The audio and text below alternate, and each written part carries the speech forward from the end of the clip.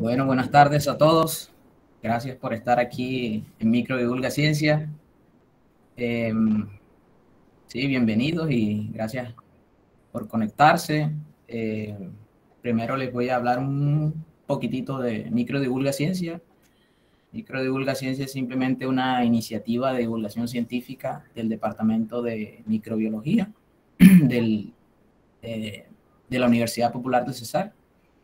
Y también recibimos ayuda pues de la coordinadora de la maestría en microbiología agrícola e industrial.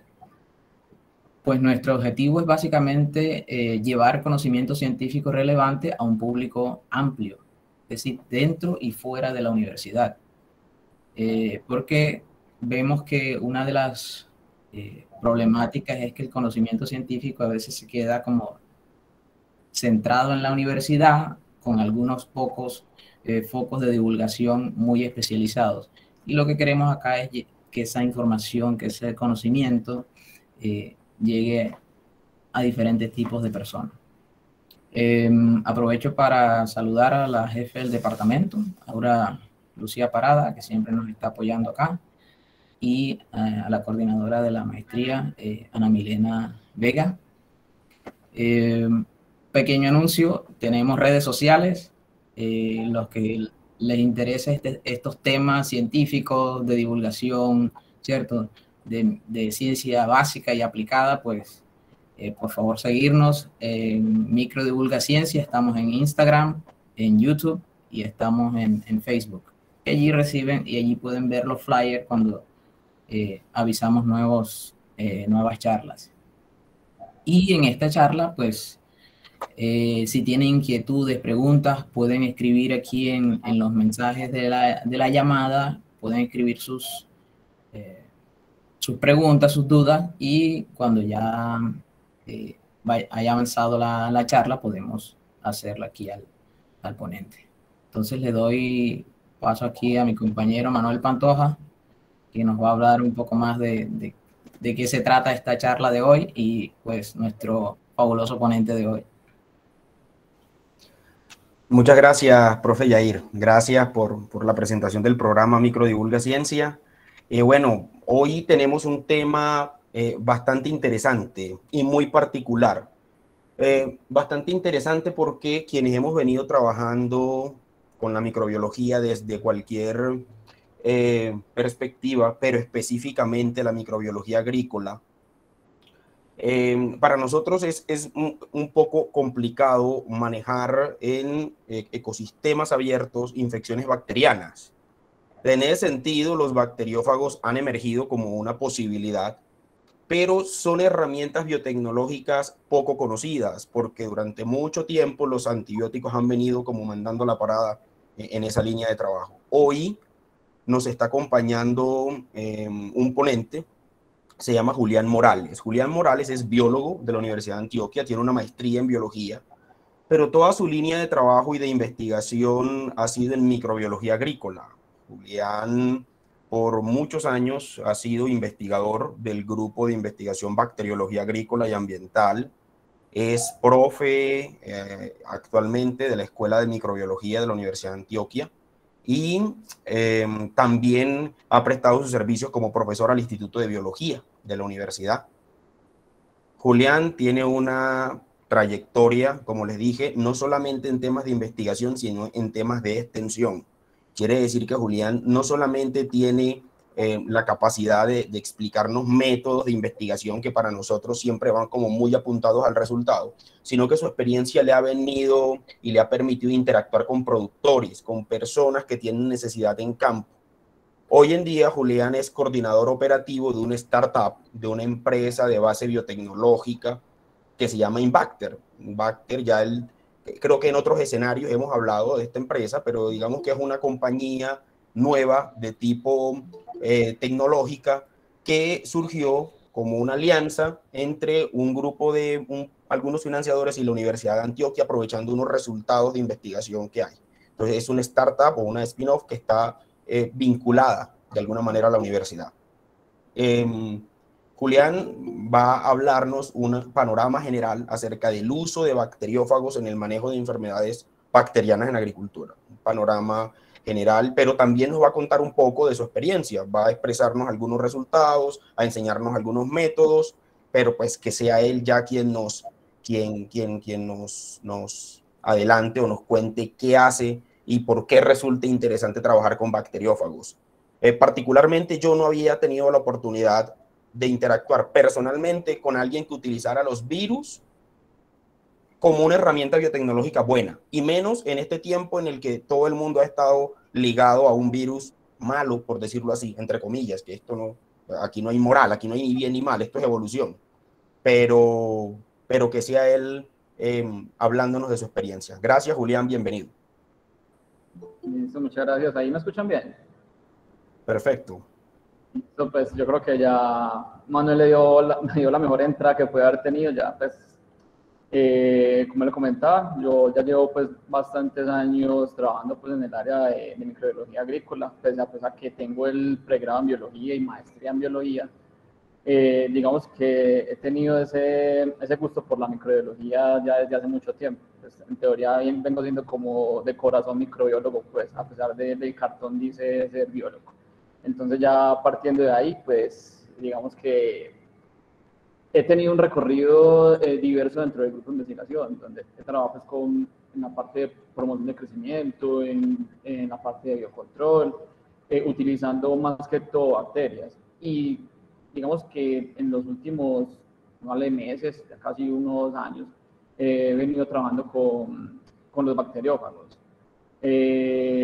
en diversos ambientes, sea, digamos, pero asociado obviamente a la parte agrícola, sea por patógenos de un tipo de planta o por patógenos de otro tipo de planta, que ha sido pues como el coro, digamos que los objetivos que hemos tenido, pero pues la idea obviamente es seguir avanzando y investigando pues más en profundidad diversos tipos de bacterias fitopatógenas como tal.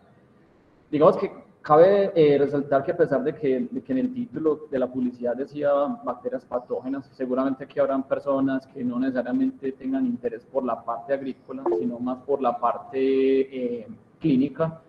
Hay que resaltar de que muchas de estas metodologías son transversales, es decir, así como se pueden utilizar para la parte agrícola, vienen obviamente o tienen esa posibilidad de usarse en la parte clínica. De hecho, estoy casi seguro que de la parte clínica se tomó para poder hacer todo lo que se está haciendo en la parte agrícola, solamente que ahí cambiaría, por decirlo así, como la matriz como tal, donde se aíslan los bacteriófagos o donde se van a utilizar, pero se van a dar cuenta que muchas de estas cosas pueden ser utilizadas en ambos sentidos. Entonces, quería hacer pues como esa aclaración. Bajo esa perspectiva, pues digamos que en primera medida voy a dar como una especie de panorama general de las bacterias fitopatógenas, de ahí obviamente entrar al tema de bacteriófagos y algunas experiencias que han surgido tanto aquí por otras personas dentro del grupo de investigación como ya experiencias mías pues en la parte de investigación. Entonces, en primera medida, tenemos que tener en cuenta que las bacterias fitopatógenas son aquellas bacterias que van a causar enfermedades en plantas a nivel de todo el mundo, ¿sí? Para nosotros, obviamente, es importante aquellas bacterias que causan problemas a nivel de plantas que son de cultivo, ¿cierto? Por la parte de los alimentos. Porque ellos pueden causar daños, entonces, a nivel cualitativo y a nivel cuantitativo, generando diversos síntomas, así como podemos ver, por ejemplo, en el caso de esta hoja, donde aparece esa mancha con esta parte translúcida, que de hecho es una muestra que me tocó procesar a mí en algún momento, donde sacamos unas pseudomonas patógenas, ¿cierto? Entonces, digamos que causan diversos tipos de enfermedades, como lo menciono, manchas, tizones, chancros, pudriciones o digamos que ya problemas hormonales, lo cual sabemos que, digamos que en un cultivo como tal, puede causar estas pérdidas que a nivel mundial y digamos que en un año puede estar por encima de $1 billón de pesos, ya, de $1 billón, perdón, ya eso es demasiado dinero por causa de este tipo de bacterias.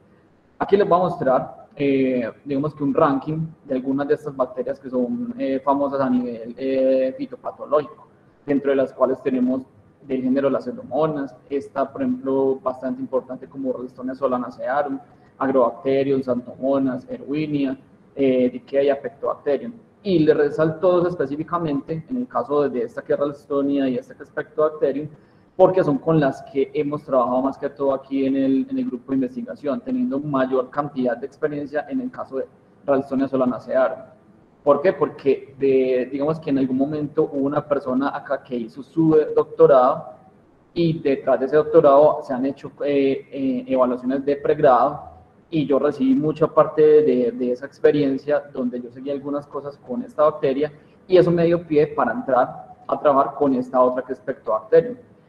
Esas dos bacterias, perdón, me olvidé. Esas dos bacterias, digamos que a nivel fitopatológico tienen grandes incidencias. En el caso de Ralstonia, puede decir que se afectan más de 200 especies de plantas como tal, ¿cierto? Entonces, ya se van dando cuenta que, digamos que tienen el potencial por el lado negativo de generar muchos problemas al hombre. ¿Por qué? Porque puede causar podredumbres, digamos que en este caso en papa, o puede generar marchites bacteriana, caso tomate, tabaco, etcétera. O una enfermedad que es muy particular, que se presenta de hecho mucho aquí en Colombia, que es la llamada enfermedad del moco, que se da en plátano y banana. Aquí podemos ver de hecho cómo se da la marchitez en unas plantas de tomate en una evaluación que se hizo aquí en el laboratorio, que más adelante les muestro pues algo asociado a los bacteriófagos. Y tenemos esta otra, en el caso del pecto, que también anteriormente tenía otra clasificación. Tenía este nombre de Erwinia carotovora, subespecie carotovora, ¿sí? Esta es una enfermedad que genera pudrición en diversas también plantas, pero específicamente uno la encuentra mucho en papa y particularmente, de hecho aquí en Antioquia, en este tipo de flores, que son las minicalas, que es lo que uno llama cartuchos.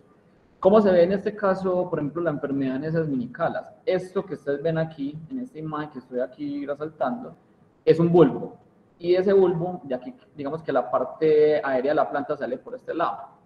¿Qué le genera esto? Una especie como de maceración o pudrición del tejido donde está, digamos, de donde está el bulbo, donde sale la planta como tal.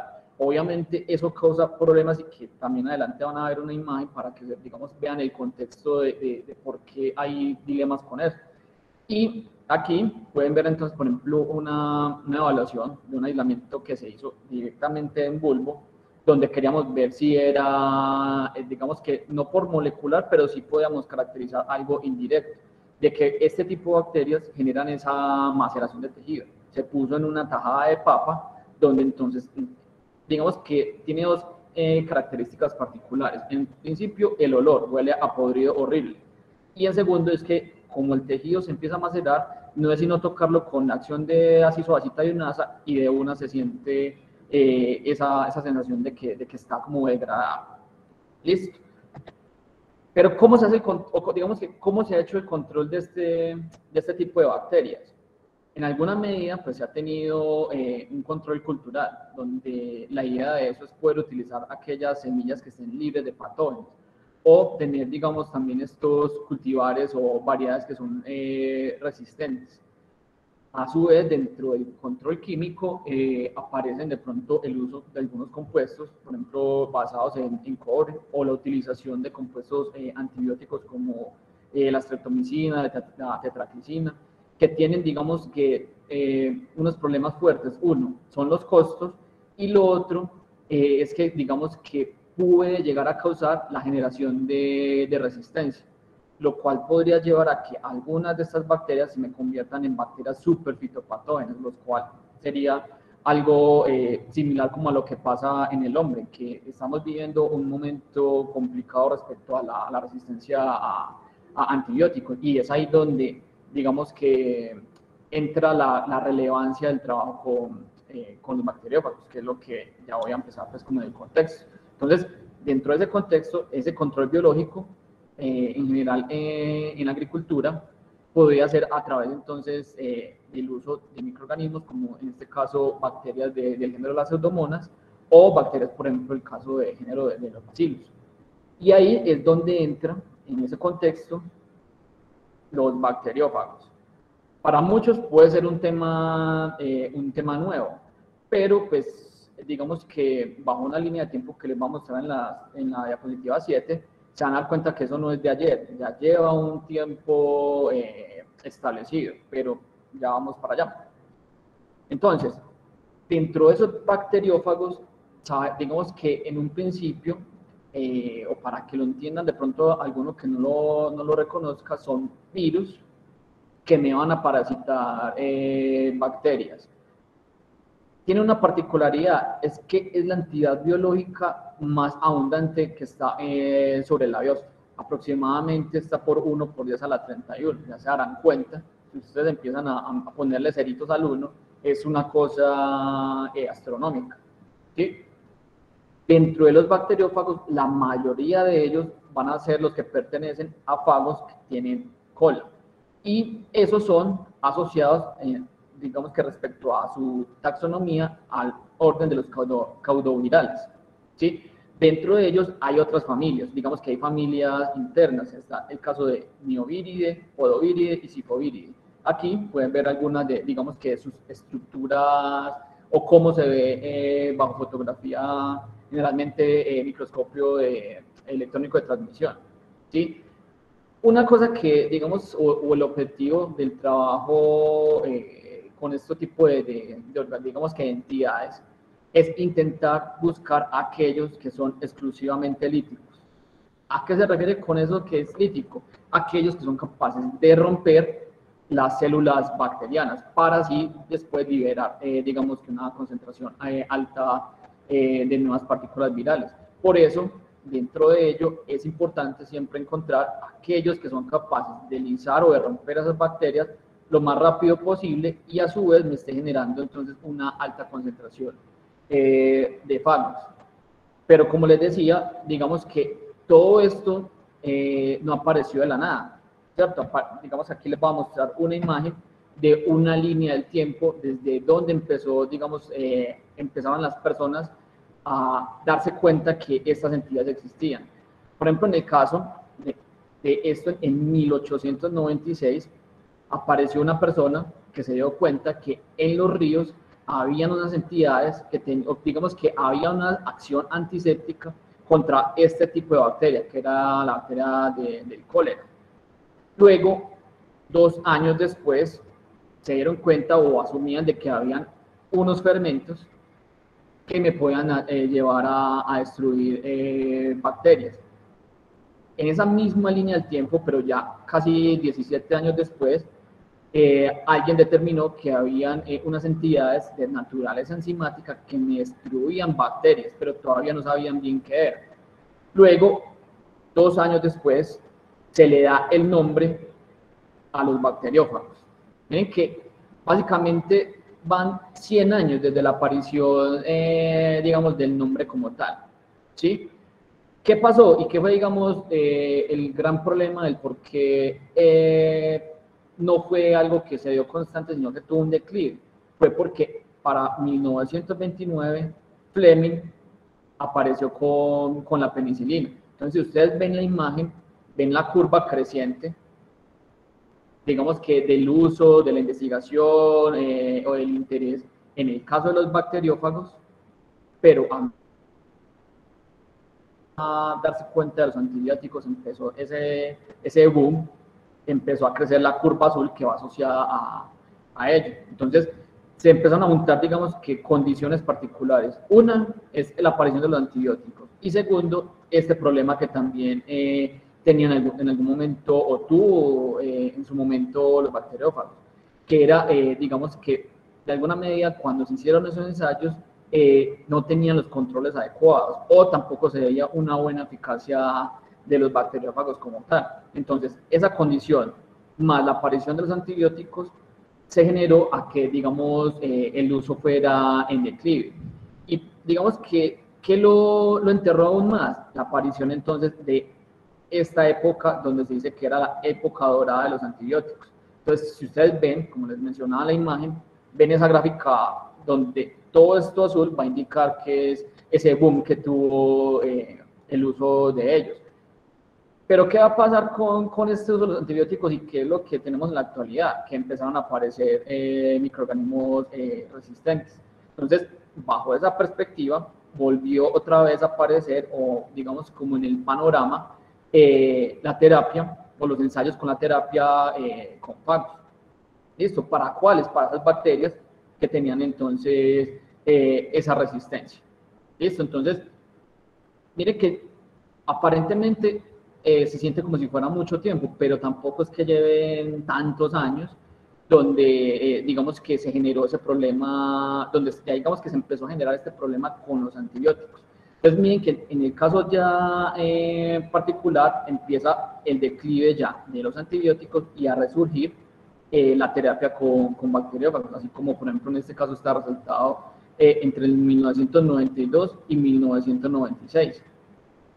¿Qué detalle hay ahí? Que para el 2006 sale el primer producto en base a bacteriófagos para una de las bacterias, digamos, que sigue siendo un problema, en el caso pues clínico, que es Listeria monocytogenes, ¿sí?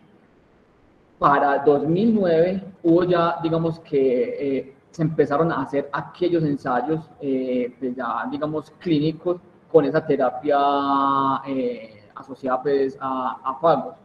Y también se han empezado a hacer ya ensayos a partir del 2015 en aquellas personas que han sufrido quemaduras, en las cuales seguramente por estar en los hospitales es muy probable que se les genere esto que se llaman las infecciones nosocomiales, ¿cierto? Que son esas infecciones con bacterias y que muchas veces ese tipo de bacterias por el ambiente donde están se convierten en resistentes pues a estos antibióticos. Entonces ahí es donde aparece la importancia y la relevancia del estudio con los bacteriófagos como tal.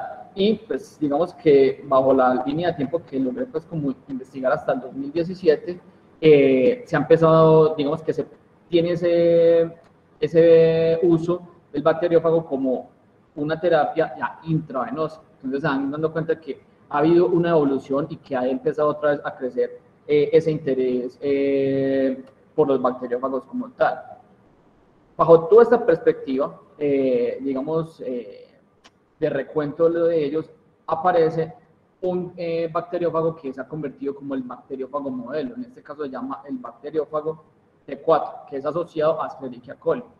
Ese bacteriófago, pues, digamos que tiene una estructura básica de una cabeza en forma icosaédrica y tiene un cuerpo complejo. Digamos que ese cuerpo lo que le va a conferir es una ayuda para poderse anclar y pegar a la pared celular de la bacteria y poderle inyectar ese material genético, así como se ve aquí en la imagen. Bajo esa perspectiva de ese modelo del bacteriófago T4, voy a ir, digamos, dando un poquito de contexto respecto a cómo se da el ciclo de vida en el caso de los bacteriófagos. Estos van a tener dos tipos de ciclos, uno llamado el ciclo lisogénico y el otro es el ciclo lítico. Ese ciclo lisogénico, ¿a qué se refiere? Se refiere que cuando el bacteriófago inyecta su material genético dentro de la bacteria, el material genético se une al material genético de la bacteria, o sea, es decir, se introduce dentro del cromosoma, como lo ven acá. ¿Qué va a pasar con eso cuando se introducen dentro del cromosoma? Las bacterias se van a seguir, digamos que multiplicando y van a ir multiplicando también ese fragmento asociado al bacteriófago. ¿Qué va a pasar? Que en su momento, por alguna condición que cambie, puede llevar a revertir ese ciclo lisogénico y convertirlo ya en ciclo lítico, donde el ciclo lítico básicamente es como lo ven en esta parte de la imagen. La bacteria inyecta ese material genético y se aprovecha de toda digamos que del metabolismo de la bacteria, donde entonces construye todo su material genético, se hace el ensamblaje del virus y lo libera. Pero ya lo vamos a ver. Ese tipo de ciclo lítico va a tener realmente cinco pasos. El primero es el de la absorción. ¿A qué se refiere esto? A que el bacteriófago va a reconocer unos sitios puntuales y muy específicos de la bacteria. Si digamos que llega un momento en que la bacteria muta o no lo reconoce, obviamente el bacteriófago no va a tener efecto. Por ende, esta unión es altamente específica, como se los pongo ahí resaltado en negrito. Eso es una cosa realmente importante en el caso del uso de los bacteriófagos. ¿Por qué? Porque como son específicos, no hay, digamos, que tanto problema en el hecho de que me va a ir a atacar bacterias que, por ejemplo, sean benéficas como tal, sino que van prácticamente dirigidas al objetivo que uno está buscando. Como segundo paso, dentro de ese ciclo lítico está la infección, que prácticamente es como si le metieran una inyección a la bacteria, así como lo vemos en este caso en la imagencita. Ahí se ve el bacteriófago inyectando su material genético y haga de cuenta como si le hubieran puesto una jeringa y plan, de una le lanza su material genético como tal al interior. Luego de que está en esa parte interna, ahí viene la otra parte que es la replicación. En ese caso, digamos que el bacteriófago, o sea, el virus, utiliza todo ese material o esa maquinaria metabólica que tiene la bacteria. ¿Para qué? Para construir todas las proteínas y hacer, digamos que esa parte de replicación del material genético dentro de la bacteria. Digamos que en ese caso hablamos, aunque estamos en un periodo de eclipse como tal, digamos que es como un periodo, entre comillas, de latencia en el ciclo, ya que todavía, o sea, se está replicando y todo eso, pero todavía no tenemos el virus establecido. Luego viene entonces, ahí sí viene esa parte del ensamblaje. ¿Qué va a ser el ensamblaje? Va a ser básicamente esa unión de todas esas partes, digamos, que integran cada bacteriófago. Dentro de lo que hablamos como el modelo en E. coli, o sea, el bacteriófago T4, eso, digamos que se da alrededor de 25 minutos. O sea, miren que es un ciclo relativamente rápido, donde se pueden producir aproximadamente 200 bacteriófagos nuevos. Entonces, ahí se van dando cuenta que es posiblemente un crecimiento casi que exponencial a medida que se va avanzando y encontrando nuevas bacterias. Ya cuando entonces se tiene todo ese ensamblaje, pues llega lo último, que es la parte de la lisis. Que la lisis es lo que les mencionaba yo ahorita. Básicamente es esa ruptura, así como se ve acá, de la bacteria y la liberación de los nuevos virus. ¿Qué van a ir a hacer estas partículas virales? Pues ir a buscar nuevas bacterias para volver a repetir el ciclo como tal. Entonces, aquí podemos ver más o menos cómo se da esa multiplicación viral, donde en un principio tenemos ese periodo de latencia, que es el que les estaba mencionando anteriormente, donde se está generando todo ese material, proteínas, material genético, etcétera, y posterior a eso es que se da el periodo entonces del ensamblaje y liberación. Cuando eso pasa, es que aumenta la concentración de aquellas partículas virales, entonces, en el medio que uno lo esté trabajando como tal, sea pues a nivel de laboratorio, o me imagino pues también algo similar dentro de una terapia génica en el cuerpo humano o en animales pues como tal. Bajo esta perspectiva aparece un término muy importante que se llama multiplicidad de infección. ¿Qué es la multiplicidad de infección? Va a ser una relación entre la concentración, en este caso, de los fagos y la concentración de la bacteria. Este es uno de los detalles que generalmente, si en algún momento llegan a buscar sobre bacteriófagos, van a leer. Pero hay un detalle. Ustedes pueden decir que la relación es 1 por 10 a la 8 sobre 1 por 10 a la 8. Digamos que están bajo la misma relación. Eso les va a dar un MOI de 1, por decirlo aquí así, como está aquí en este cuadrito. Pero hay que tener en cuenta de que sí, ustedes pueden tener un MOI de 1 con distinta relación de concentraciones. Esas son cosas particulares que siempre hay que estar pensando cuando ustedes les están diciendo esto. O sea, básicamente, que diga aquí MOI de 1, para uno efectuar o hacer algún ensayo no le están diciendo nada todavía. Pero es importante porque si ustedes logran ver en esta imagen de la derecha, aquí tenemos digamos que un MOI, y en el eje X y en el eje Y el porcentaje de células infectadas. Lo que le está dando a entender a uno de esto es que para usted tener un porcentaje casi al 100% de bacterias, de células infectadas, tendría que usar un MOI muy alto, una relación entonces de mucho bacteriófago respecto a la concentración de la bacteria. Eso es lo que uno estaría viendo en este caso bajo esta imagen. ¿Cómo hace uno entonces para digamos, ver y encontrar esas concentraciones de los bacteriófagos? Uno usa una metodología que es básica, de hecho, esta es una de las partes transversales que se puede usar tanto para, y obviamente va a depender de los medios de cultivo, pero se puede usar la misma metodología o similar, tanto para la parte clínica como en este caso para la parte agrícola. ¿Cuál método? Este método que se llama el método de la doble capa. ¿Qué es lo que uno debe hacer ahí? Básicamente tener un medio sólido que viene siendo, digamos que la primera capa, y posteriormente usa un medio semisólido donde agrega tanto el bacteriófago como la bacteria. Luego ese medio semisólido lo vacía en el medio sólido y por eso ahí digamos que se cumple lo del método de la doble capa, espera que gelifique y posteriormente la incubación, que generalmente son aproximadamente 24 horas, lo que uno ahí observa es la formación de unos espacios transparentes, que es lo que se llaman en este caso placas. Son todos estos huequitos que se ven ahí. Se supone que ahí estarían los bacteriófagos, digamos que aprovechándose de la bacteria que está creciendo ahí. ¿Dónde se ve el crecimiento de la bacteria? Sería generalizado en todo el medio. Entonces sería toda esta parte como blancuzca que se ve del medio. Aquí hay que tener en cuenta que uno hace o puede hacer, digamos que ese conteo muy similar a como hace el conteo de UFC por mililitro o por gramo, pues en el caso de nosotros a veces con suelo. ¿Por qué similar? Porque en este caso uno cuenta es unidades formadores de placa, en este caso lo podemos poner por mililitro, sería la concentración de bacteriófagos. Entonces miren que digamos que algo similar, pero cambia, en vez de llamarse unidad formadora de colonia, se llama unidad formadora de placa. Pero bueno, y particularmente esto, digamos que la imagen está asociada al bacteriófago T4, es decir, bajo el modelo. Pero quería, digamos que, vincular a lo que les acabo de mostrar, era que no solo los estudios se han hecho para clínica, como les he mostrado. De hecho, aquí hay una recopilación de estudios desde el 2017 al 2020, donde hay diversas evaluaciones en algunas de estas bacterias importantes agrícolas. Resalto algunas de estas, pues, como las que estamos trabajando nosotros acá en el laboratorio.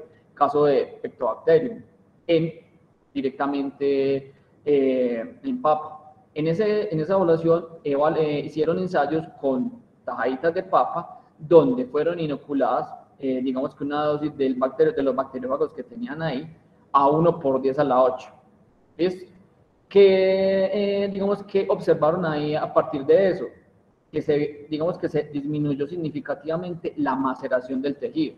Es decir, que hay un efecto positivo de la bacteria, del bacteriófago sobre esa bacteria en ese modelo en la taja de papa. Pero a su vez también hicieron evaluaciones en suelo donde digamos que esos bacteriófagos fueron capaces de reducir esa, digamos que, pudrición blanda como tal en ese tejido de papa como tal. Entonces se dan cuenta que, digamos que, bajo esa perspectiva, digamos que a partir de lo que era clínico, se puede llevar a hacer muchas otras cosas a nivel agrícola. Y aquí ven, digamos, ese listado. Por ejemplo, acá también, resaltando algo similar con Ralstonia, donde entonces en un ensayo hicieron dos cosas, uno a nivel preventivo y otro a nivel curativo.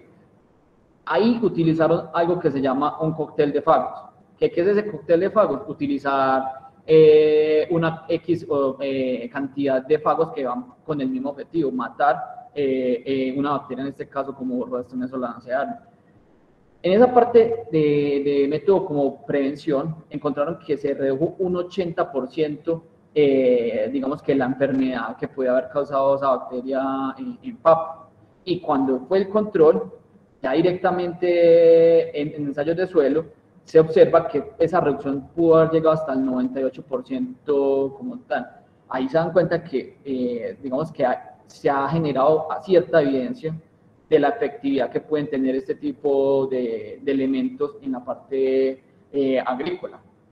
Pero, así como en la parte agrícola, no solamente se ha trabajado en esto, como ven acá, resaltado en el cuadro rojo. Son otras evaluaciones que se han hecho, pero directamente para microorganismos patógenos que tienen ese potencial de ser dañinos para el hombre.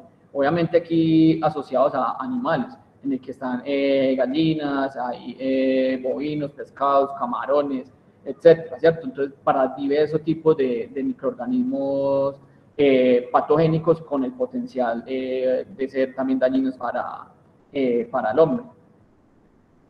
Bajo esa perspectiva de todas las investigaciones, hay también una oferta en el mercado, ¿sí? Donde hay algunas empresas que son, digamos, que venden esto ya como terapias y está permitida, pues, su venta. Entonces, aparecen empresas como esta, Omnilitis, que está asociada a, digamos que, como lo muestro aquí, a bacteriófagos usados para la parte agrícola, pero ya, digamos que haciendo una investigación un poquito más allá, se dan cuenta que no solamente están desarrollando cosas para la agricultura, también están desarrollando productos para el agua, para la comida, en la parte ya industrial. O sea, es decir, se ha seguido esa parte investigativa, abriendo esa perspectiva de no enfocarse en una sola cosa, sino que ir un poco más allá. Al igual que, por ejemplo, en el caso de esta otra, Infralitis, con sus dos productos, uno para, digamos que listeria y el otro para E. coli, donde entonces va enfocado a los alimentos. La misma historia, no solamente se dedican a producir bacteriólogos para este tipo de, digamos que en el caso de alimentos también, por ejemplo, pues, alimentos humanos, también aparecen entonces, por ejemplo, en el caso de alimentos para mascotas, ¿cierto? Entonces ahí se van dando cuenta que esas investigaciones van llevando de la mano a entrar a nuevos campos que pueden ser, digamos que, positivos en esta lucha que se tiene pues como contra los antibióticos. Ahí aparecen, por ejemplo, esta otro tipo de empresa, donde también tiene bacteriófagos para atacar listeria, salmonella. Aquí vemos algunos de los productos pues, que ellos producen. Aparece esta otra, que también entonces con su producto se llama Biotector, que utiliza ese cóctel de bacteriófagos para atacar microorganismos, en el caso de Salmonella, de Clostridium perfringens, de Escherichia coli, enfocado a los que digamos que colonizan animales. ¿Y qué tipo de animales? Aquellos que obviamente tienen interferencia en el hombre, en el caso de los cerdos y en el caso de las gallinas, de los pollos, ¿cierto? Que digamos que se puede dar esa contaminación a través del hombre, a través de este tipo de animales. ¿Y por qué es importante, y les he mencionado varias veces, esto del cóctel de bacteriófagos, es decir, lo de las mezclas? Porque si ustedes tienen una mezcla de bacteriófagos, es decir, digamos tienen 5, no sé, los que puedan tener, y tienen un producto de un solo bacteriófago, la bacteria puede ser resistente. O sea, digamos que el bacteriófago no le reconoce el sitio de unión a la bacteria. Si ustedes tienen un cóctel de bacteriófagos, estarían aumentando la posibilidad de que alguno de ellos pueda tener efecto contra la bacteria, por ejemplo, en el caso de ¿cierto? Que aquí ya sí lo reconoció, se unió e infectó la bacteria. O a su vez también puede tener un efecto, digamos que sinérgico entre los mismos bacteriófagos, así como lo vamos a ver en este caso.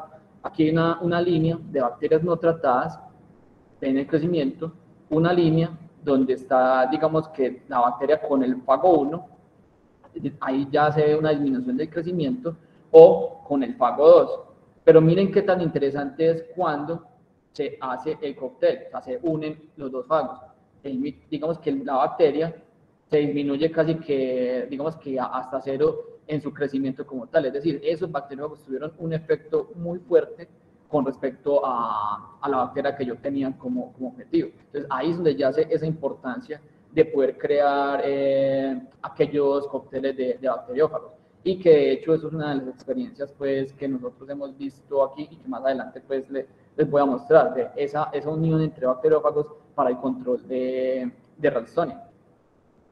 Aquí digamos que solamente les quería mostrar bajo toda esta perspectiva cómo es el efecto de algunos de ellos. Entonces, por ejemplo, a nivel de laboratorio, ustedes pueden, digamos que inocular el bacteriófago, así como lo ven en esta parte de la imagen, y cuando se pone a incubar, generalmente a las 24 horas, si se dan cuenta, el medio de cultivo es transparente, mientras que cuando uno echa la bacteria solita, pues no tiene quien la ataque, entonces el medio obviamente va a tender a ponerse turbio.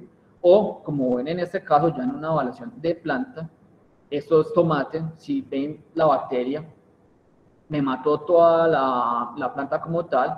En el caso de cuando tenía la bacteria y los bacteriófagos, miren que las plantas están relativamente sanas comparado con el control no inoculado. Entonces ahí se va dando uno cuenta que hay una efectividad buena en esos bacteriófagos que tenían aislados estas personas pues, que hicieron este trabajo, en el caso de llamada como tal. O un caso particular dentro de lo que es el laboratorio entre nosotros, que se hizo esa evaluación directamente en plantas de banano, donde ustedes ahí logran ver plantas control, es decir, digamos que en este caso se le agregó solamente la bacteria, y plantas donde iba la bacteria con los bacteriófagos. Ahí se dan cuenta que, digamos que ese control es altamente positivo, ¿sí? Hay que tener en cuenta entonces, bajo toda esta perspectiva, o sea, que hay unas ventajas. ¿Cuál es la ventaja del uso de los bacteriófagos? Es que son altamente específicos, es decir, como les mencionaba ahora, no van a ir a atacar otro tipo de, digamos que, de microorganismos que, digamos que tengan ese potencial benéfico. Y hay que tener en cuenta es que tienen alta tasa de reproducción, es decir, se multiplican a altas concentraciones y generan altas concentraciones, perdón. Pero no todo va a ser, digamos, el color de rosa en el caso del uso de los bacteriófagos. ¿Por qué? Porque van a necesitar una demanda tecnológica para poder desarrollar un producto. Y a su vez van a estar en contacto tanto el fago y la bacteria, en donde entonces las bacterias pueden generar algún tipo de mutación donde se me vuelva resistente al bacteriófago. Entonces eso es un limitante y por ende la importancia de poder tener entonces también esta parte de poder crear estos cócteles de bacteriófagos como se los mencionaba anteriormente. Ahora ya les voy a empezar a mostrar algunos de estos resultados que hemos visto desde el laboratorio. Esta primera parte, que es el caso de Ralston Solonacearum, la mayoría de los resultados fueron los que desarrolló María Ramírez, que en su momento era estudiante de doctorado y ahora es pues, graduada doctora pues, de aquí del Instituto de Biología, y encontró unos muy buenos resultados respecto a la implementación de algunos de estos bacteriófagos. En un principio, ella hizo unos aislamientos básicamente a nivel de Colombia de Ralstonia, donde encontró 65 aislados. Adicionalmente, ella fue también haciendo aislamientos de bacteriófagos. ¿Qué hizo después ella? Digamos que utilizando este método de la doble capa, evaluar cada uno de esos bacteriófagos con los 65 aislados. De ahí que encontró ella. Encontró que 2 de esos bacteriófagos tenían alta, digamos que poder de infección en la mayoría de los aislados que tenían. Entonces estaba el fago que nosotros llamamos M5, donde fue capaz de tener efectos contra 65 de la cepa, es decir, contra todas. Y el M8, que fue capaz de tener ese efecto lítico contra 63 de ellos. Bajo esta perspectiva, estos 2 fueron los que se seleccionaron para seguir haciendo trabajos con ellos. Ya teniendo eso, se hizo entonces esa parte como de la caracterización del bacteriófago. Entonces, se hizo observaciones en microscopía electrónica de transmisión, donde se determinó que pertenecían a la familia de los podobírides. Entonces, ahí fue, digamos que ya dio un pasito más en el conocimiento de estos 2 tipos de bacteriófagos. En un principio, pues ya a nivel de in vitro, ella hizo unos cultivos que se llaman entonces en este caso en microplatos, donde hizo unas evaluaciones de los 2 bacteriófagos y de la mezcla, es decir, tenía digamos que diversos tratamientos. Uno era el control, que sería entonces la bacteria solita, el bacteriófago M5, la mezcla de ambos bacteriófagos y el bacteriófago M8. En el caso de estos microplatos, si logran ver aquí con el cuadrito amarillo, a las 24 horas no se observaba ningún tipo de crecimiento de bacterias, pero cuando empezaba a pasar el tiempo, digamos ya 48, es decir, hasta las 120 horas, la bacteria empezó, digamos que, a crecer, pero digamos que tuvo diferencias significativas respecto al control como tal, es decir, a la bacteria solita. Respecto a la concentración de bacteriófagos, que es la imagen que tenemos acá, donde tenemos entonces el tiempo y en este caso bajo a logaritmo, tenemos que la concentración de los bacteriófagos estuvo relativamente constante. Ahora, otro de los ensayos que ya hizo, pero entonces ya pasó de ser in vitro a hacerlo ya en algo que llamamos microcosmos, es decir, ya utilizando suelo como tal. Y esto a las 48 horas. Si logran ver de la misma manera los mismos tratamientos, el control, los bacteriófagos por separado y su mezcla, ¿qué pasó cuando se quería, digamos que el efecto que tuvo contra la bacteria? Se observa que la concentración de la bacteria cayó fuertemente o significativamente respecto a el tratamiento que solamente tenía Ralston. Y a su vez, a medir, digamos, también la concentración de esas partículas virales, estuvieron prácticamente, digamos que en términos generales, constante en el tiempo. Ella, digamos que fue un poco más allá y ya pasó a hacer evaluaciones de este mismo microcosmos, pero a los 8 días. ¿Qué se observó en este caso? Con respecto a la bacteria, a los 8 días, a partir de hecho desde el día 2, no fue detectable como tal esa bacteria, es decir, para ninguno de los tratamientos, o sea, para la bacteria más el fago M5, ni para el M8, ni para la mezcla. Y a su vez, al mirar también entonces la concentración de cómo estaba en el tiempo, se observa que digamos que estuvo aproximadamente similar durante todos estos días, es decir, el bacteriófago lograba permanecer en este ambiente. ¿Qué es un detalle importante que está aquí resaltado? Esas evaluaciones se hicieron bajo este tipo de MOI de 1, pero lo importante es que están MOI de 1 sobre 1 por 10 a la 7 UFP por gramo de suelo y 1 por 10 a la 7 UFC por gramo de suelo, entonces en este caso de la bacteria. Recuerden que es una relación fago-bacteria. Listo, ahora, cuando ya hizo esas evaluaciones a nivel de microcosmos, dio el paso siguiente, que fue hacer esa evaluación, pero directamente ya en tejido de plátano, de banano, perdón, y ya a nivel de invernadero. En el caso del fago en el suelo, si usted logra ver, pues digamos que las concentraciones permanecieron relativamente similares, donde hubo un pequeño bajón que genera de hecho pues aquí diferencias significativas, fue con respecto al bacteriófago M5. ¿Sí? ¿Qué pasó con respecto a la bacteria, que es la imagen que tenemos aquí digamos que en el apartado B?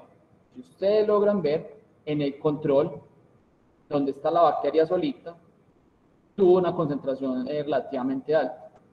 Cuando se miró con el fago M5, la concentración tuvo diferencias significativas con respecto al control, pero pues si ustedes ahí miran, no fue tanto como tal, a pesar de que sean significativas. ¿A qué voy yo? Si ustedes logran ver, cuando se hizo la mezcla de ambos bacteriófagos, miren lo que pasó, prácticamente la bacteria se fue a cero. Entonces, por eso es que, digamos que se va generando esa evidencia de la importancia y de esa, digamos que, efectividad que tenía el utilizar los fagos en mezcla. Listo, esto directamente en suelo. Cuando se fue a mirar también directamente ya en tejido, es decir, en el banano como tal, ¿qué se observa? Algo, digamos que posiblemente similar, donde cuando se tenía directamente los fagos en el tejido, la concentración fue un poquito variable, pudo haberse, digamos, bajado un poquito en el caso del M8, o sea, generó diferencias significativas, es decir, cuando se tenía el fago en mezcla, permaneció más alto de hecho, pues fue diferente significativamente que cuando se tenía de manera individual.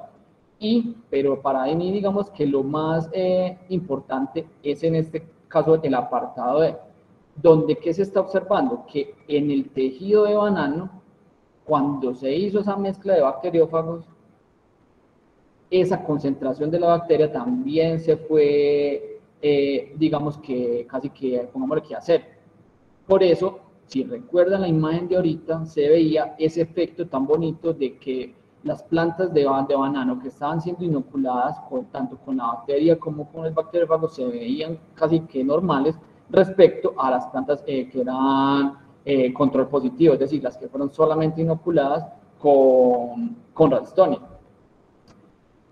Aquí fueron ya, digamos que otras evaluaciones en este punto, ya ahí sí entré yo pues a hacer algunas cosas de estas, donde queríamos mirar era diferencias en ese MOE. Se empezaron a hacer unas evaluaciones con distintos valores, punto 1, punto 0,1, punto 0,01, tanto con el FAGO M5 como con el FAGO M8, pero en este caso todo a nivel in vitro, es decir, en esto no se hizo ningún tipo de evaluación en planta como tal. ¿Qué se observó en el caso del FAGO M5? Que a medida que se fue bajando ese MOI, me fue generando mayor concentración de bacteriófagos. Aquí podemos mirar en el eje X los 3 MOI y en el eje Y esa concentración a la que me refiero.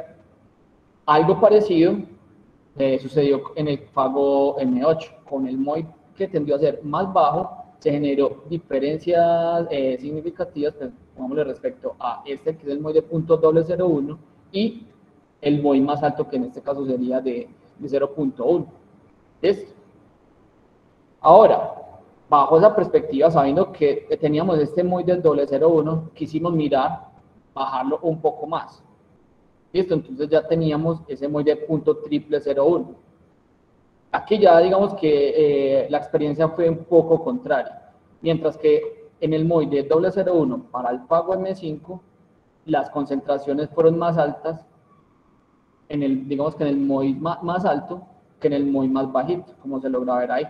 En el que era ya 0.01, ya la concentración de bacteriófagos tendió a ser un poco más baja, pero a pesar de todo, si miran la escala, pues es una concentración, digamos que decente, o sea, estaría por alrededor de 1 por 10 a la 9. ¿Listo?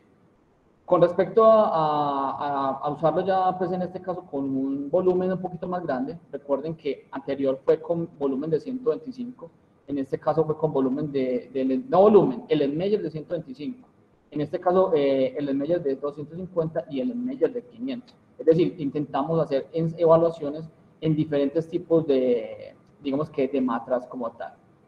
En el caso del bacteriófago M8, fue un resultado contrario al del M5, mientras que en el MOI más bajito, la concentración tendió a ser más baja, de hecho, casi que llegando a la 10. Mientras que cuando fue con este, miren que la concentración pues está más cercana a 1 por 10 a la 9. Ahí hubo una diferencia contraria respecto al FAGO M5, pero en el Erlenmeyer de 250 mililitros. Cuando se fue a mirar en el de 500 mililitros, el resultado, pues a pesar de que no hubo diferencias significativas, tampoco pues tendió a ser como con esa misma contrariedad respecto al FAGO M5. A su vez, bajo todo esto que se había ensayado dentro del laboratorio, entró lo que les mencionaba ahorita, unas personas que hicieron su trabajo de grado, ¿sí? En este caso, ellos evaluaron esos bacteriófagos, pero ya no en plantas de tomate, de banano como tal, sino en plantas de tomate. Esta era la imagencita que les mostraba al principio. Esta es con las plantas control positivo, con una de las cepas que se llama UDA 1591. En este caso, sería el tratamiento con el FAGO M5, el tratamiento con el FAGO M8. Ahí se ve ciertamente un grado de marchitez, pero cuando se utilizó la mezcla de los dos bacteriófagos, ahí se dan cuenta que las plantas de tomate tuvieron un efecto ya, digamos que muy positivo respecto a la infección. Entonces ahí es donde aparece esa importancia y esa posible necesidad de siempre estar intentando crear este tipo de evaluaciones con mezcla de bacteriófagos para poder tener, digamos que, mejores resultados. Ahora, bajo esa misma perspectiva, empezamos ya con la parte del caso de efecto bacterio. En este punto, si entro yo directamente a hacer, digamos que todo el proceso desde los aislamientos y algunas de las evaluaciones que hemos hecho, pues que esto lo tenemos incipiente, pero ya se ha ido avanzando. Ahora les mencionaba al principio de las flores minicalas, que en este caso pues aquí las ven en una imagencita, son flores muy bonitas, pero miren el problema tan fuerte en esta imagen, en un cultivo de flores de aquí del oriente antioqueño, donde prácticamente esto es casi que pérdida total de un lote, de un cultivo, de unas flores que son de hecho caras traer esos bulbos, de hecho los traen de Europa, no me acuerdo en este momento del país, y creo que cada bulbo está como por 8 o 10 dólares en su momento cuando hicimos esto. No sé ya en estos momentos cuánto cuesta, pero piensen en eso, cuánto se está perdiendo tanto en la importada de eso como lo que están perdiendo en la producción. Cuando se hicieron entonces esos aislamientos directamente desde los bulbos, se hizo de una vez esa evaluación en PAP. Entonces aquí se ve lo que yo les mencionaba ahorita. Es como una degradación, una maceración del tejido. Simplemente con poner el azaí de una se iba enterrando. Y tenía la otra cosa particular, el mal olor. O sea, esto olía a podrido. Mientras que, digamos que bacterias que pudieron haber estado también ahí y no eran degradadas de este tejido, podían haber crecido en la papa, pero la papa no generaba o el mal olor o no generaba esa maceración del tejido. ¿Cómo, digamos, establecí en su momento ese aislamiento de bacterias, del bacteriófago? Básicamente, pues me dediqué a buscar artículos y me apoyé también en las cosas que ya habían aquí previamente. Entonces, en un principio, de este mismo suelo, de varias camas, sacamos 5 muestras de suelo. Suelo, obviamente, entonces, contaminado, donde no sepa que está la bacteria. ¿Sí? De los mismos aislados que ya se tenían, en este caso teníamos 3 aislados, se hicieron unas, digamos que como unos incrementos, un enriquecimiento del suelo, donde entonces en un principio la bacteria se puso a crecer en medio líquido, de ahí se tomó un volumen después de su crecimiento, se puso otra vez en medio líquido y se mezcló con suelo contaminado. Se puso en agitación, digamos que por 24 horas, un tiempo básico, y posterior a eso se hace una centrifugación o se hizo una centrifugación, se obtuvo un sobrenadante y ese sobrenadante se le hizo una filtración. En esa filtración o en esos filtrados es donde uno espera tener esas partículas o posibles partículas virales del suelo contaminado que está usando.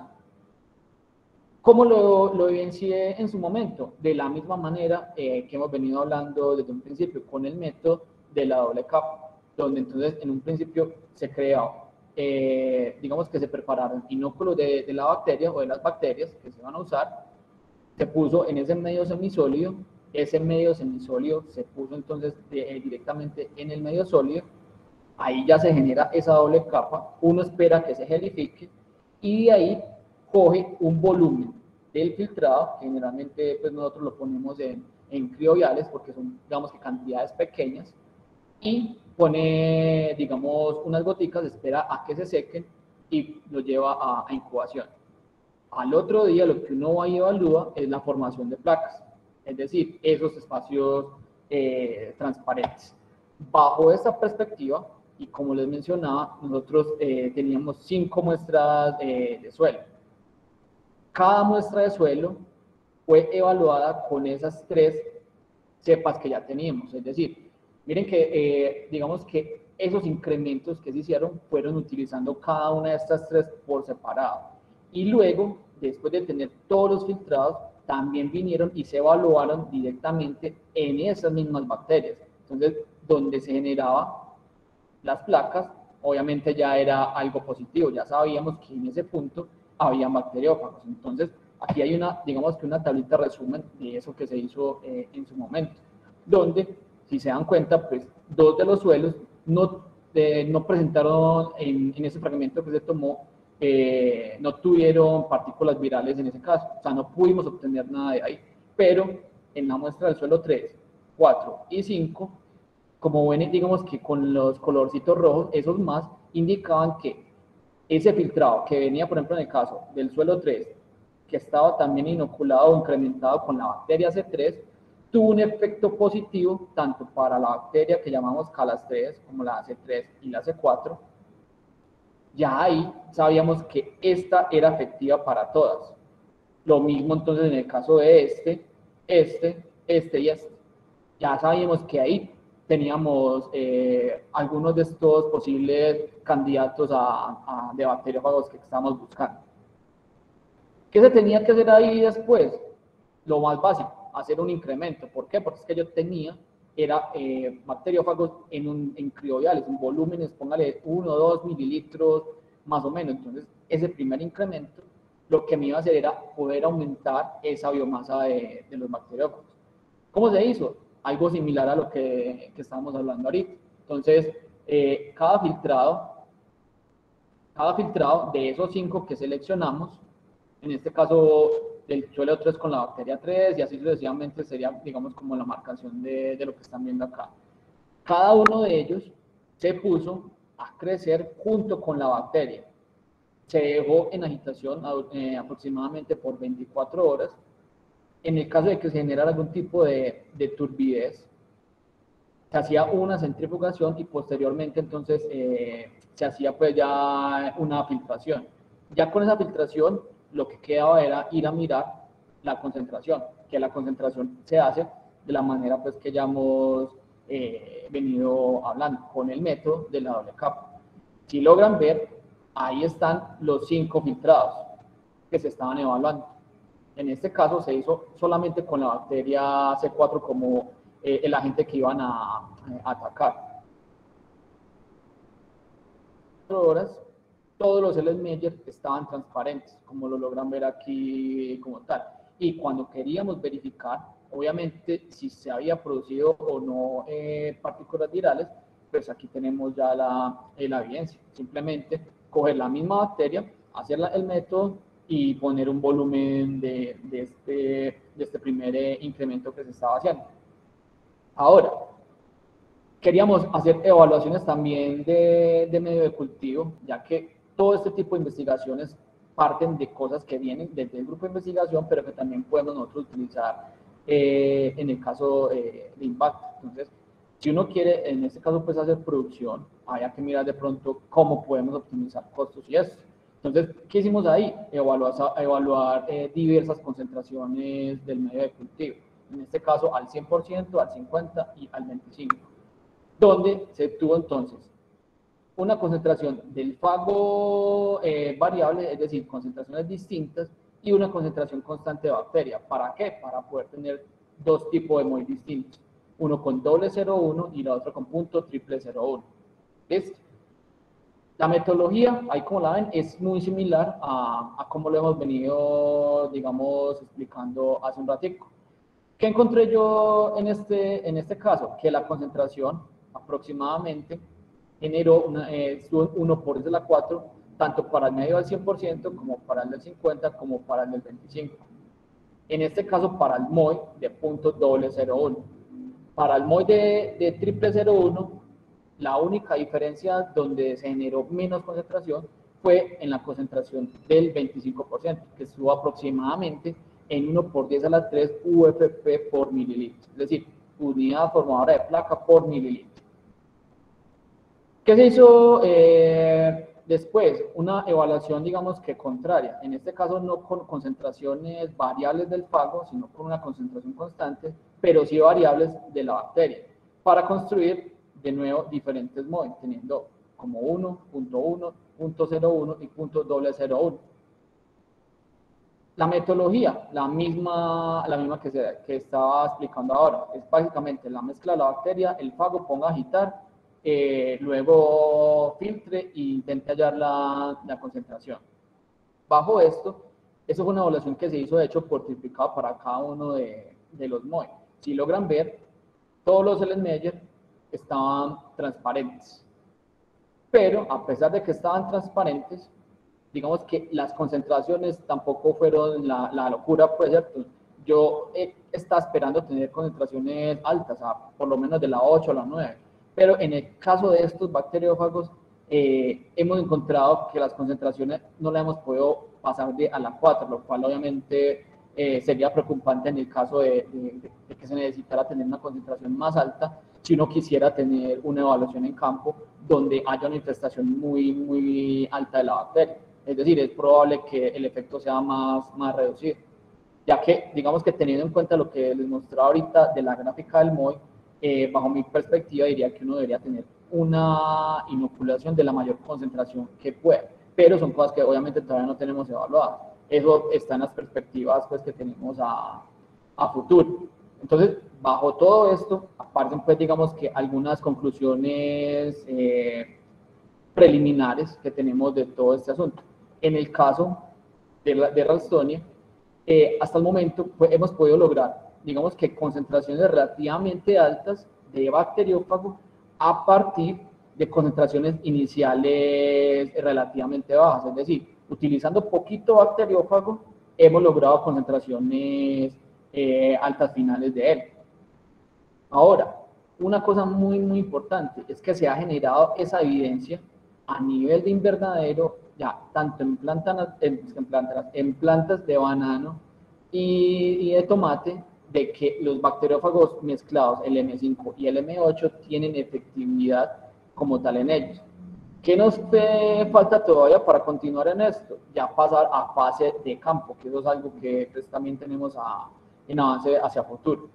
Ahora, en el caso de Pectobacterium, bajo lo que les acabo de comentar, necesitamos poder encontrar esas condiciones correctas en el manejo de los bacteriófagos, tanto para la producción a pequeña escala, como para después, obviamente, ir poder escalarlo ya a ambientes ya de invernadero y posterior en campo.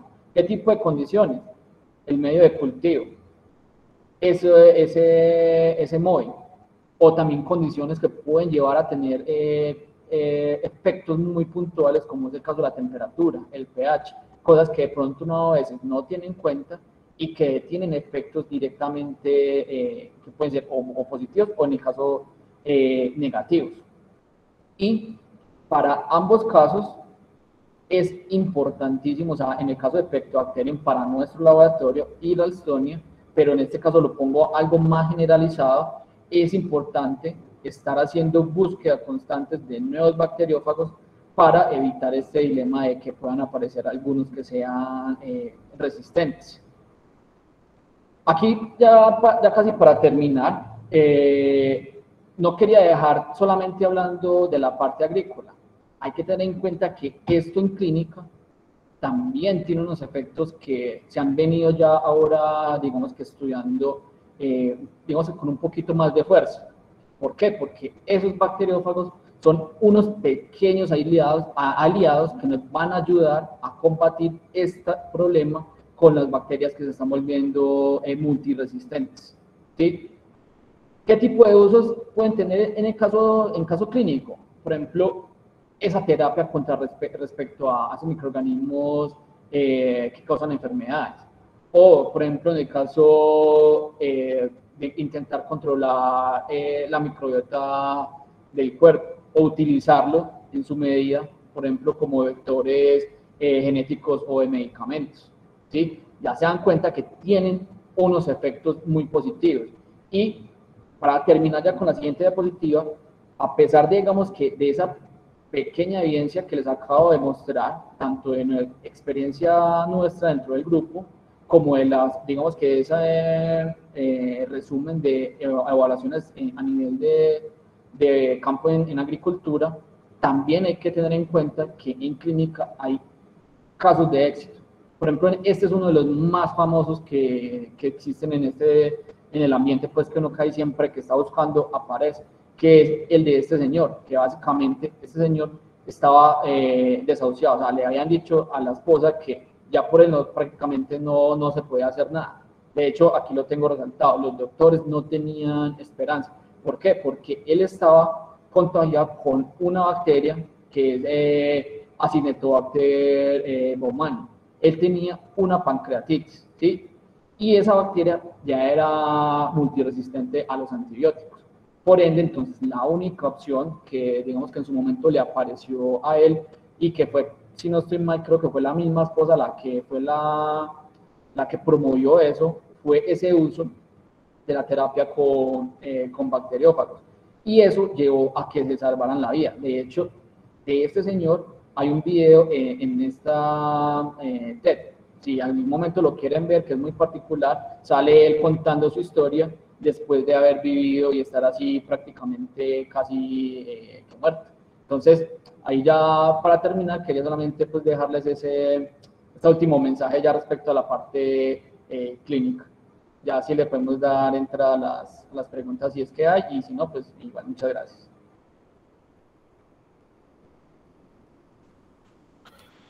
Muchas gracias, Julián. La verdad, muy interesante, muy completo. Pues y en algunos casos revelador, ¿no? Para quienes no estamos acostumbrados a trabajar con fagos. Yair, tenemos espacio para preguntas, ¿cierto? Yo creo que vale la pena porque se trataron bastantes detalles de tipo científico y técnico. Entonces yo creo que vale la pena que si alguien tiene una pregunta, ya saben, abran el micrófono o escriben en la cajita de comentarios de la llamada. No veo comentarios, no veo aquí. No. Yo tengo una pregunta. yo tengo una pregunta, a ver si los otros se animan. Ahí la coevolución de los fagos con las bacterias puede ser pues algo desventajoso, pero también una ventaja a la hora de que estos fagos vuelvan a adquirir la habilidad de infectar otras bacterias, ¿o me equivoco?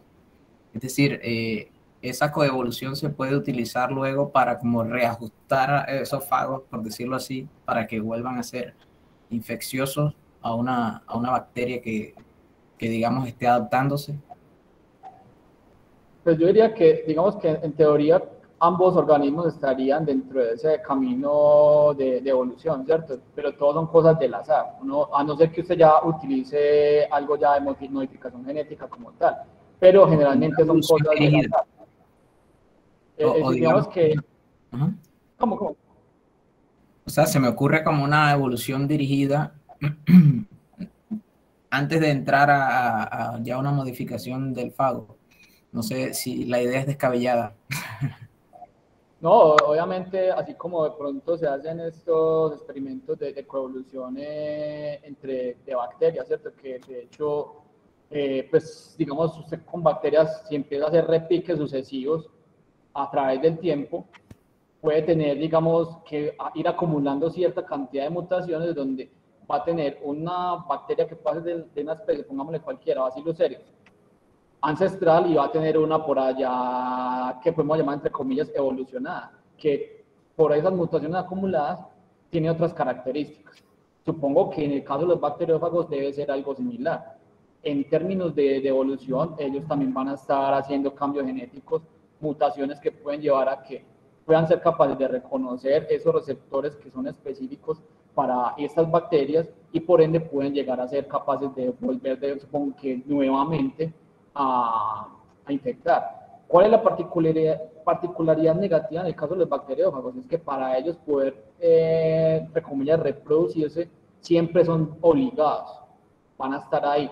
Si no tienen ese sitio donde unirse, habría que mirar es cuánto permanecen en el ambiente o sobreviven ahí.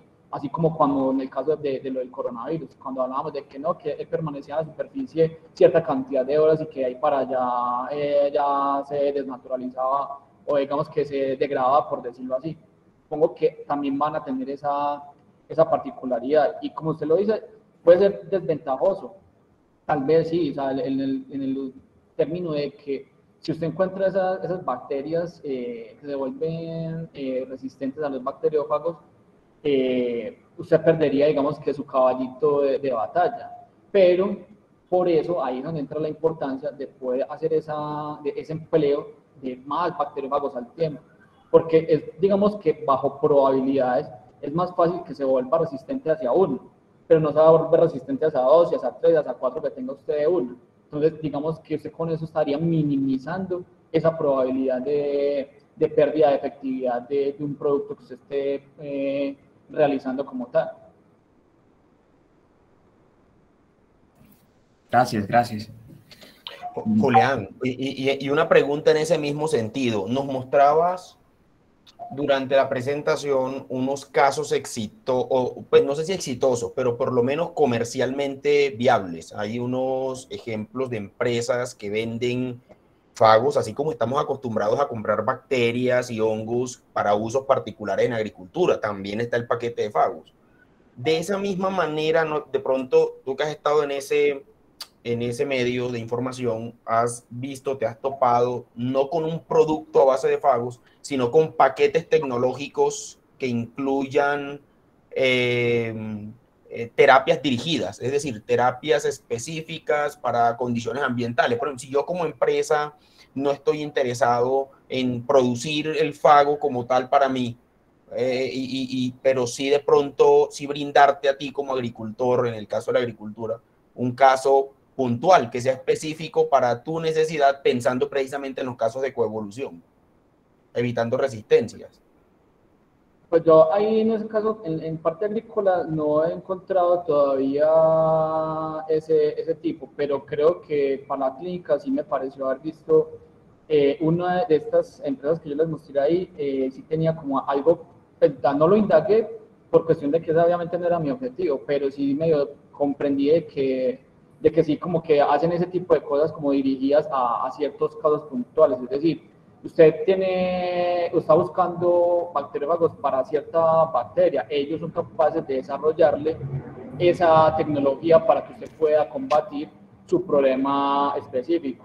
Digamos que en el caso, metiendo aquí pues ahí la publicidad, lo de Inbacter, nosotros desde lo que estamos haciendo, en un principio la idea es poder desarrollar ese producto de esos bacteriófagos para el problema puntual de esas flores de calas, porque ese viene siendo el coco de ese tipo de cultivo. De hecho, es un cultivo que han dejado de hacer porque, digamos que esos suelos ya se contaminan con esa bacteria y es prácticamente casi que imposible ya volver a cultivar ahí. O sea, casi siempre van a tener pérdidas con eso. Tanto así que casi hay pocos cultivos que todavía la siembran.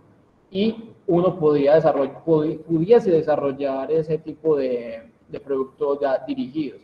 De hecho, los bacteriófagos que tenemos en este caso, Pectobacterium, salen de esa misma empresa de flores. En ese caso, pues ahí nos dimos, pero por lo menos nos dimos cuenta que los bacteriófagos, esos bacteriófagos, hasta el momento como lo hemos hecho, no están dando una concentración que diga, uy, wow, qué concentración tan buena y tan alta. Pero no sabemos si con esa concentración podemos llevar también a algo bueno. O sea, ahí habría que hacer otro tipo de evaluaciones más allá. ¿Qué pasa también al contrario? Que uno pudiese ir a mirar en otra parte donde estén ese mismo tipo de bacterias y volver a sacar, digamos que intentar aislar otros bacteriófagos. De hecho, no necesariamente tienen que venir de flores, de calas. Puede ser en un cultivo de papas, donde también se haya evidencia que hay Pectobacterium. Y ahí hacer ese digamos, aislamiento y evaluación ya en campo con respecto a alguna de esas cepas que sean ya directamente de esas flores. O sea, digamos que las posibilidades son infinitas básicamente. Hay muchas posibilidades de trabajar y desarrollar cosas. Capaz que como todo hace falta tiempo y plata, pues que es lo otro que en la investigación pone pues siempre en aprietos.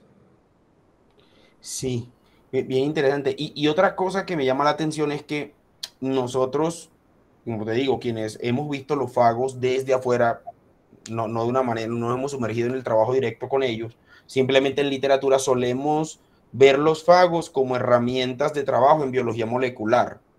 Y creemos entonces, o en mí, por ejemplo, se generó la concepción de que para trabajar con ellos necesariamente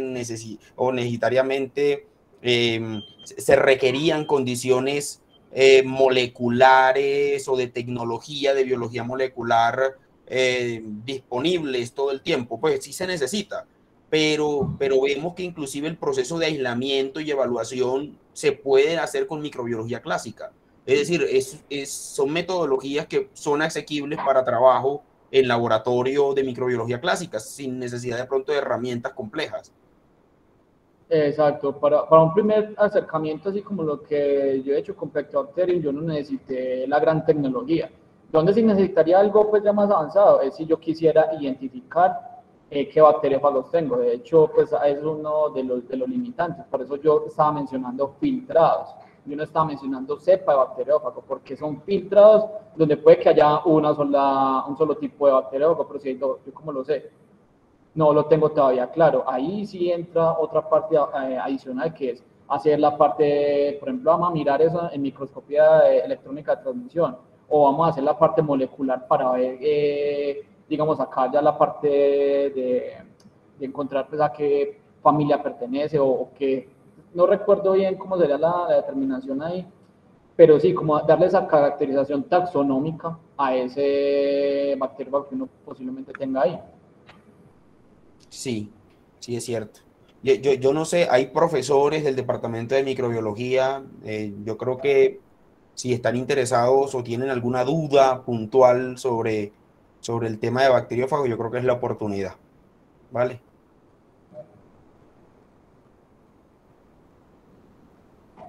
Por mi parte, yo no tengo más preguntas, solamente agradecerle a Julián por sacar este espacio. Yo sé que está en unos días de pico de trabajo, de hecho esta charla estaba programada para la semana anterior y se le cruzó con otras cosas. Entonces, yo sí quiero agradecer a Julián haber sacado el espacio, hombre, y haber compartido con nosotros su experiencia con el trabajo con Fagos. No, es con mucho gusto y obviamente pues digamos que aquí les dejo que fue la última diapositiva que me puse el contacto pues por si en algún momento nos quieren escribir o me quieren escribir alguna cosa respecto a los bacteriófagos. Ahí está la página, obviamente Inbacter, está la página del grupo de investigación y mi correo pues el de la Universidad de Antioquia. Entonces ahí queda el asunto pues para el que pronto tenga interés en algún momento. Sí, ahí hay que decir, y zapatero a sus zapatos, que quien tuvo el interés inicial, apenas estábamos haciendo digamos que el barrido exploratorio de los fagos, fue Yair. El profesor Yair me estaba ahorita, porque siempre hubo bastantes conectados, hubo un punto en el que había 52 personas, 53 personas, y yo le decía, profesor Yair, usted tiene el ojo para los temas, y es que este es un tema llamativo. Sí, es un tema muy interesante. Muchísimas gracias por aceptarnos la invitación. No, Andrea, con mucho gusto. Andrea Fernanda dice, gracias, excelente ponencia. Ah, bueno, tenemos una solicitud de manito levantada. Adelante, Daniel, abre el micrófono. Daniel Echeverry. Muy buenas tardes para todos. ¿Me logran escuchar? Muy bien, sí. Sí. Excelente. Bueno, muchísimas gracias por la charla. Estuvo muy interesante. De hecho, este tema de bacteriófagos ya he estado un poco empapado en el tema. No de la parte agrícola, pero sí es de la parte de alimentos y de la parte de como tratamiento para infecciones bacterianas a nivel de animales.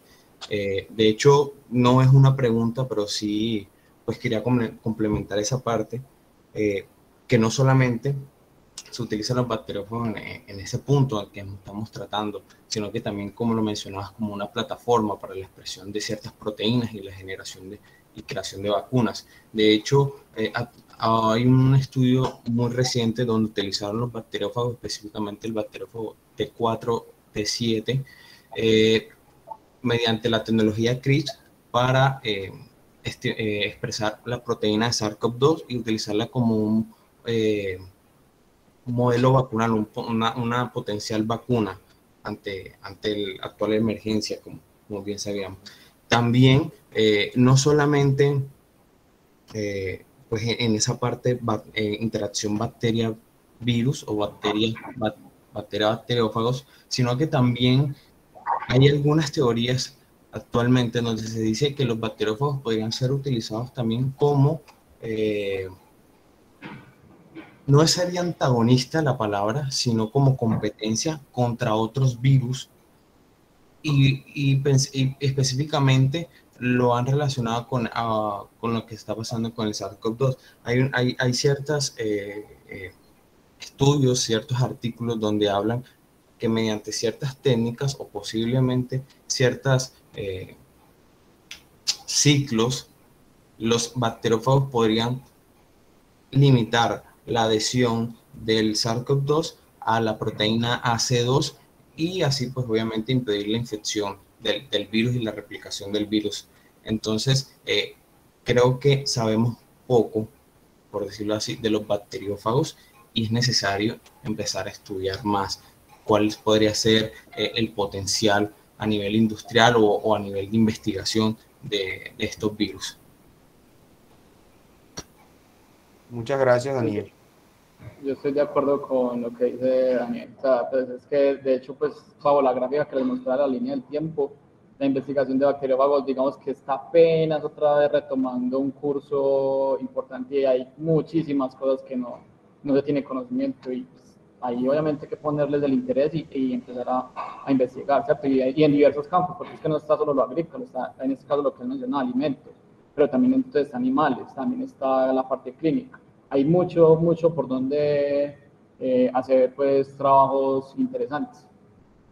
Así es. De hecho, hay un instituto en Polonia que ya se dedica específicamente a la fagoterapia.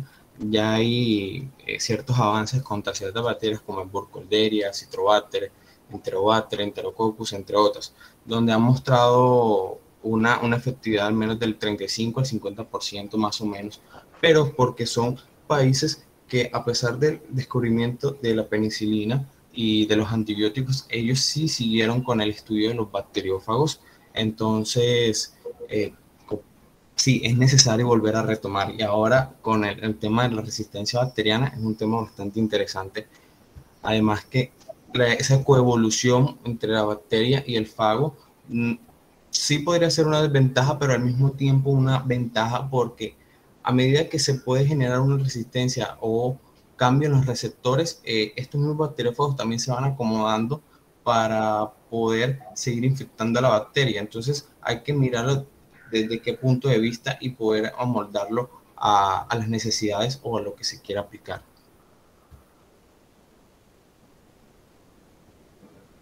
Sí, y en el caso del trabajo, como decíamos al principio, en el caso del trabajo que viene desarrollando Julián, en agricultura resulta particularmente interesante porque no podemos soltar antibióticos al medio ambiente.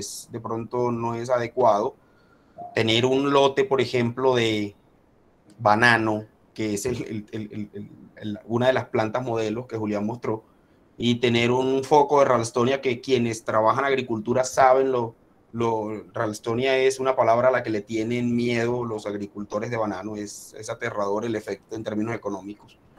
Y en el pasado, perdón, mano, disculpa que te interrumpa, en el pasado, digamos que las personas que vivían en el campo se acuerdan de la época que había cierta enfermedad y muchas de esas eran de las que nombró acá Julián. Uno pregunta en los pueblos y dice, no, hubo una época que todos los bananos tocó cortarlos. De hecho, la medida fitosanitaria actual es que hay que quemar ciertos metros alrededor de un foco.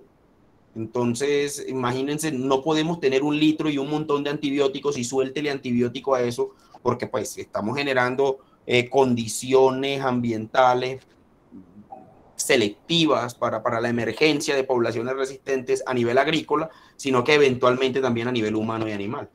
Entonces, ahí voy a meter la cucharada en algo, y es que, pues, curiosamente, bajo pues, la perspectiva de la resistencia a antibióticos, también hay una tendencia a hacer un tipo de mezclas, tanto de antibióticos como de bacteriófagos, pero con la idea de que, digamos, es más difícil para la bacteria, digamos, que encontrar esa manera de volverse resistente a todo, entonces, digamos que energéticamente no le va a dar. Entonces, esa mezcla de utilizar como las dos herramientas, tanto el bacteriófago como el antibiótico, podría ser una arma positiva en el cursó, pues, digamos, en contra de un tipo de bacteria específica, pero pues, digamos que eso no le he ahondado mucho, pero sí lo he estado viendo por ahí.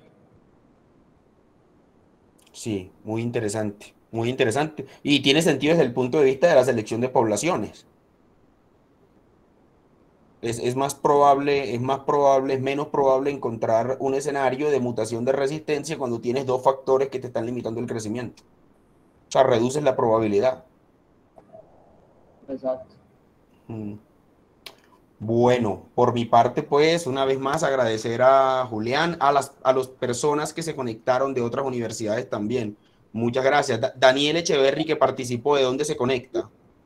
Él es egresado. Sí, Ah, él es señor. egresado. Egresado, pero actualmente en Montería. Ok, ¿estás dónde? En el Instituto de Investigaciones del Trópico? Sí, señor. Ah, hombre, saludos por allá. Muchas gracias, listo. Por allá también un saludo a todos esos profesores. Bueno, la Y los profesora, llevo, los llevo en el corazón. muchas gracias, Daniel. Saludos a los investigadores del Instituto de Investigaciones. Estuve un tiempo por allá y por acá nos acompañaron también en una charla una vez. La profesora Juliet Torres, muchas gracias, profesora, por conectarse.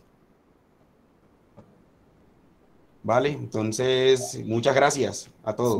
sí, gracias a todos. La profe Gloria también la vi por ahí conectada. Saludito. La profe Yumar Ruiz Díaz, también, profe, gracias por la conexión.